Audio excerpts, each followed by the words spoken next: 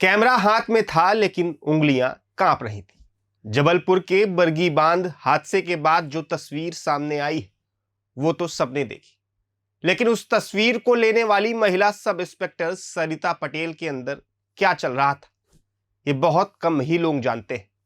Rescue operation जारी था, हर तरफ अफरा तफरी थी और टीमें अपनी अपनी जिम्मेदारी निभा रही थी। इसी बीच सरिता पटेल को एक काम मिला, घटना स्थल की तस्वीरें लेना, यानी जो कुछ भी हुआ उसे रिकॉर्ड करना। लेकिन जैसे ही उन्होंने उस मां और बच्चे को देखा, वो पल उनके लिए सिर्फ एक ड्यूटी नहीं रहा।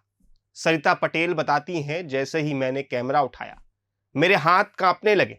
ये वही इंसान है जो रोज मुश्किल हालात में काम करता है, लेकिन उस दिन वो खुद को संभाल नहीं पाई, क्योंकि वो सिर्फ एक पुलिस अफसर नहीं, एक मां भी है।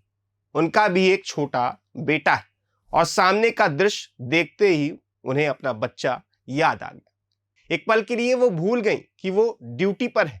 कैमरा हाथ में था लेकिन दिल पूरी तरह से भर चुका था। आंसू आंखों तक आ चुके थे और उंगलियां कैमरे पर टिक नहीं पा रही थी। फिर भी ड्यूटी थी, तस्वीर लेनी ही थी और उन्होंने वही किया। कांपते हाथों से भारी दिल के साथ रेस्क्यू के दौरान जब वो उस मां और बच्चे को लेकर एम्बुलेंस की तरफ बढ़ रही थी, तब तक उनके अंदर की मजबूती पूरी तरह से टूट चुकी थी। वो बताती हैं, मैं भाग तो रही थी लेकिन अंदर से बिल्कुल टूट चुकी थी। एक तरफ वर्दी की जिम्मेदारी थी, दूसरी तरफ एक मां का दिल। दोनों साथ चल रहे थे, लेकिन उस दिन दिल ज्यादा भारी पड़ गया था।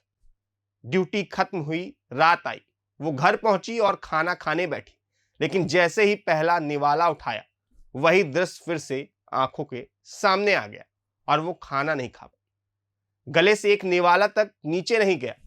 अब ये सिर्फ एक दिन की बात नहीं रही, वो मंजर उनके साथ ही रह गया। आज भी जब वो आंखें बंद करती हैं तो वही तस्वीर और वही लम्हा बार बार उनके आंखों के सामने आता है। उन्होंने खुद कहा, आज तक मैंने ड्यूटी में ऐसा कभी नहीं देखा। और ये बात बहुत बड़ी है, क्योंकि एक पुलिस अफसर जो रोज कठिन हालात देखता है, अगर वो कह रहा है कि ऐसा कभी नहीं देखा, तो उस दिन का असर कितना गहरा रहा होगा।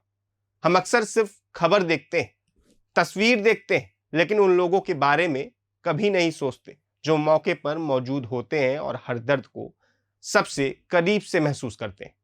सरिता पटेल की कहानी यही बताती है कि यह वर्दी के पीछे भी एक इंसान होता है, जिसका दिल होता है, जिसकी भावनाएं होती, और कुछ दृश्य ऐसे भी होते हैं जो सिर्फ आंखों से नहीं, सीधे दिल में उतर जाते हैं।